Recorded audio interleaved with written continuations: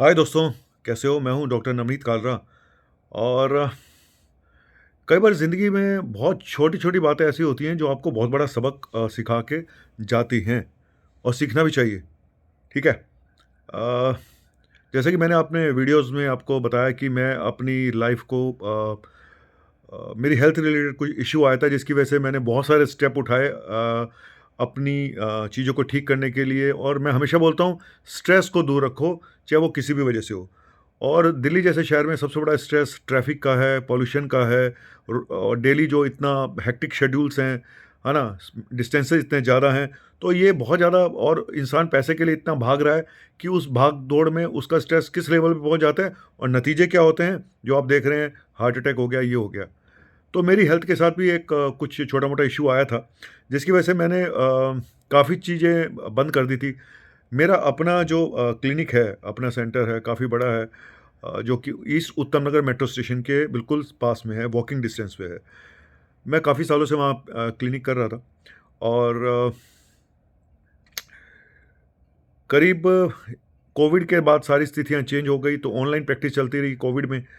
फिर शाम को मुझे लगा कि नहीं यार, अब शाम की प्रैक्टिस दोबारा स्टार्ट करनी पड़ेगी ऑफ़लाइन, लेकिन मैं वहाँ जाना नहीं चाहता था, ईस्ट उत्तम नगर मेट्रो स्टेशन क्योंकि मैं विकासपुरी में रहता हूँ और इतना कंजेशन, इतना ट्रैफ़िक, इतना पॉल्यूशन होता है, तो मुझे लगा कि नवनीत कालरा कि तू यहीं पे ही एक अपना क्लिनिक दोबारा से स्टार्ट कर ले, विकासपुरी में जहाँ तू रहता है घर के आस-पास, कि वॉकिंग डिस्टेंस हो और आप वहाँ पे चले जाओ।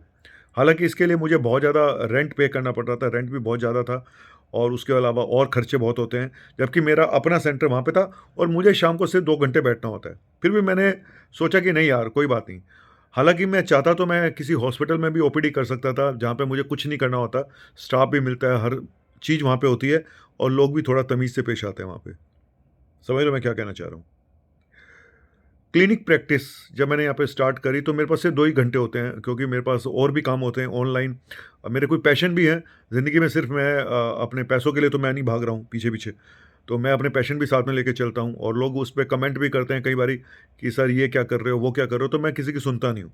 मुझे लगता है कि इंसान को अपने दिल की करनी चाहिए और एज़ ए डॉक्टर मैं अपना फ़र्ज़ निभाया है, बहुत अच्छे ढंग से निभाया है और ईमानदारी से काम किया है। तो मेरा कोई पैशन है, जैसे मोटिवेशनल स्पीकिंग, एक्टिंग, कॉमेडी, तो वो मेरे एक अलग चैनल है उस टाइप के। कुछ यहाँ पे मैं बता भी देता हूँ, एक सियापा नाम का मैंने एक नया चैनल शुरू किया है जिसमें रोस्टिंग वीडियोज़ होते हैं। एक वो अलग कहानी है। लेकिन मैं मैंने एक चीज़ नोट करी और ये सबक मुझे कैसे समझ में आया। मैंने अभी एक अपने किसी रिलेटिव को, बहुत क्लोज़ रिलेटिव को, अपने ही किसी सीनियर डॉक्टर के पास बोला कि उनको दिखा दो, क्योंकि वो दूर रहते हैं थोड़े से, साउथ दिल्ली में। वो दिखाने गए वहाँ पे। आप यकीन मानेंगे कि एक बंदे का खर्चा आया ₹10,000 दिखाने का ओपीडी में, क्योंकि एक इको किया, छोटा-मोटा टेस्ट किया, जो भी है, 10,000। ₹2,000 फीस थी, 3,000 इको के थे, बाकी ब्लड टेस्ट के, रूटीन टेस्ट के ₹5,000। 2 लोगों के ₹20,000। उन्होंने मुझे बताया कि सर भैया इतना खर्चा आया। तो मैंने कहा कि मैंने तो एक ही पेशेंट को बोला था दिखाने को, आपने क्यों दिखाया दूसरे ने? क्योंकि मुझे पता था कि इतना बिल अगर आएगा तो बन सकता, मुझे डाउट था। तो और मैं क्या बोलूँ यार? तो मुझे लगा, मैंने उनको ये बोला कि यार मैं तो इसका मतलब फ्री में इलाज कर रहा हूँ। जिस हिसाब से मैं इलाज करता हूँ, जितनी मेरी फ़ीस है, उस हिसाब से तो मैं फ्री में इलाज करता हूँ जितनी मेरी नॉलेज है। मैं तो कोई भी चार्ज नहीं करता हूँ। हाँ, बहुत कुछ सोचने में मजबूर किया मुझे इस बात ने, लेकिन हुआ क्या? मैं अपने वीडियो फॉरवर्ड करता रहता हूँ अपने ग्रुप में, जो मैंने ग्रुप बना रखे हैं, मेडिकल वीडियोज़ भी होते हैं, कई बार मेरे जो कॉमेडी वाले वीडियोज़ होते हैं, वो भी होते हैं। तो एक पेशेंट ने मुझे एक कमेंट लिख के भेजा आज, जिसकी वजह से मेरी पूरी सोचने का तरीका बदल गया और जिसकी वजह से मैं अपना शाम का क्लिनिक 1 तारीख से बंद करने जा रहा हूँ। जी हाँ, 1 तारीख से मैं अपना शाम का विकासपुरी क्लिनिक बंद करने जा रहा हूँ। उसकी जगह मैं क्या करने जा रहा हूँ, ऐसा तो है नहीं कि मैं छोड़ दूँगा विकासपुरी और ओपीडी करना छोड़ दूँगा, वो भी बताता हूँ। पहले आपको दिखा देता हूँ कि इस पेशेंट ने कमेंट क्या किया। मैं एक वीडियो फॉरवर्ड किया तो उन्होंने लिख के भेजा कि सर नौटंकी करने का समय है, लेकिन पेशेंट देखने का समय नहीं है। पिछले 4-5 दिन से मेरे घर में शादी है, फैमिली फंक्शन है, तो मुझे हर रोज़ शाम को जाना पड़ता है। और इसलिए शाम का क्लिनिक मेरा नहीं हो पा रहा था और मैंने उनको बोला भी था कि आप शाम को मैं नहीं मिलूँगा, आप वहाँ आके दिखा दो, और बगल में ही है, हार्डली 1 किलोमीटर, 1.5 किलोमीटर भी नहीं है मेरा विकासपुरी से उत्तम नगर का क्लिनिक। तो मैंने कहा मॉर्निंग में आके दिखा दो, अगर आपको इतनी इमरजेंसी है। इमरजेंसी भी नहीं है, आना भी नहीं है, इमरजेंसी है और आना भी नहीं है, दिखाना भी नहीं है। और मेरे ऊपर एक पर्सनल कमेंट किया जा रहा है कि डॉक्टर साहब नौटंकी बंद कर दो, पेशेंट देखने का समय नहीं है, आप ये सब करते रहते हो। सर, मैंने उनको यही बोला, मैंने कहा ये मेरा पर्सनल मामला है, मैं कुछ भी करूँ अपनी पर्सनल लाइफ़ में, कोई भी वीडियो बनाऊँ, कुछ भी करूँ, आप कौन होते हो? पहली चीज़। दूसरी चीज़, अगर आपको इमरजेंसी थी, शाम को मैं नहीं अवेलेबल हूँ, आप ऑनलाइन कंसल्ट कर लो। तीसरा, अगर आपको इतनी इमरजेंसी थी, आप मॉर्निंग में आ जाओ। बात ये नहीं है। और उसके बाद वो चिक-चिकबाज़ी भी बहुत करते हैं पैसों के लिए, ये सब, वो सब। तो जब आप क्लिनिक पे बैठे होते हैं ना, मैं सच बता रहा हूँ, एक क्लिनिक प्रैक्टिस और एक हॉस्पिटल प्रैक्टिस में फ़र्क होता है। हॉस्पिटल में जाके कोई नहीं बोलता। क्लिनिक पे आके लोग इतनी बार्गेनिंग करेंगे, दारू के लिए पैसे हैं, हर बुरी आदतों के लिए पैसे हैं, लेकिन हमारे से डॉक्टर जो इतनी ईमानदारी से, इतने एक्सपीरियंस डॉक्टर हैं, उनके साथ वो बार्गेनिंग करें। कहते हैं जो चीज़ आसानी से मिल जाए उसकी अहमियत नहीं होती। बस, एक इस कमेंट ने, मैं आपको कमेंट दिखा देता हूँ।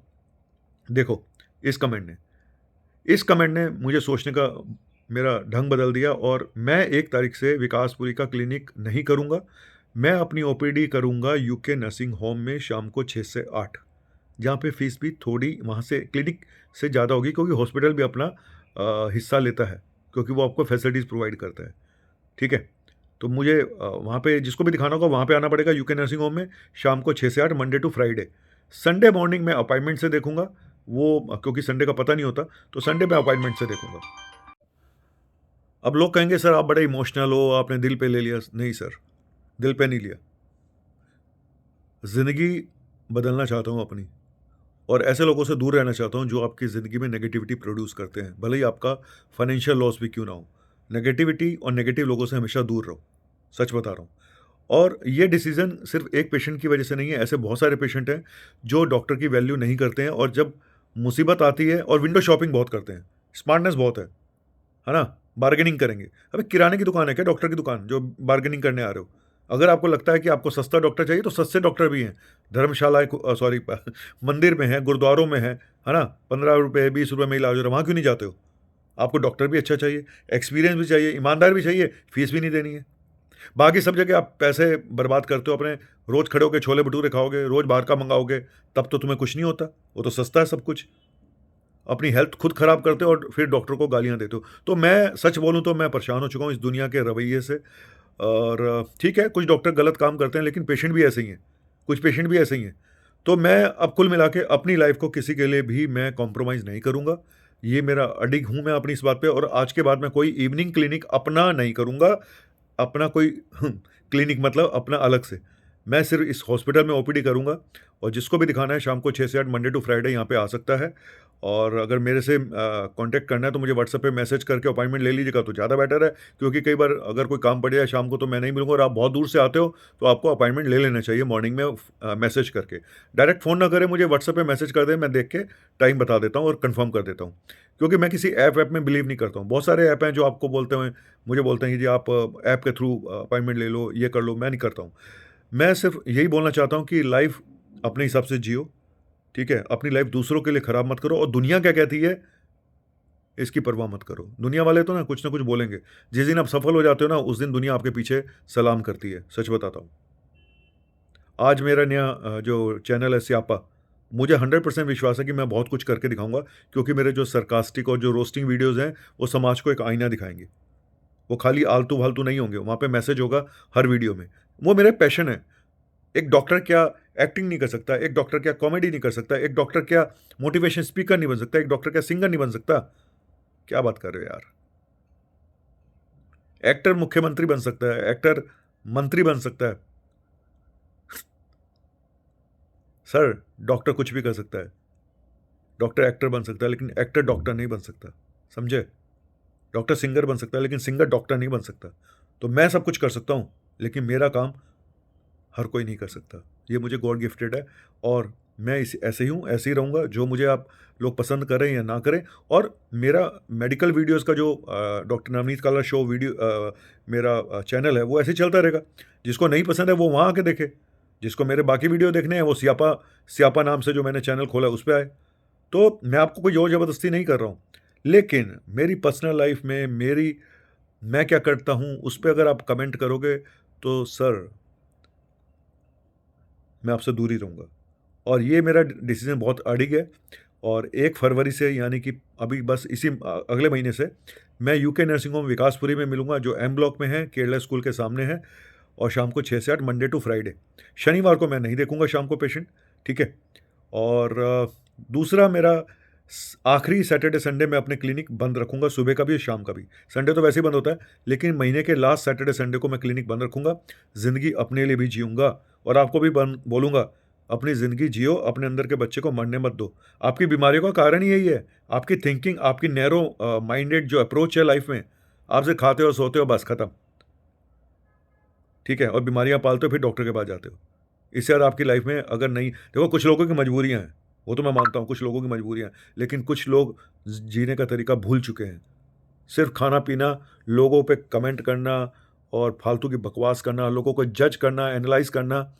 जिस दिन यहाँ से निकल जाओगे भाई, ज़िंदगी में बहुत सारा टाइम मिलेगा आगे लाइफ़ में कुछ करने का, लेकिन आप लोगों ने कुछ करना नहीं है शायद।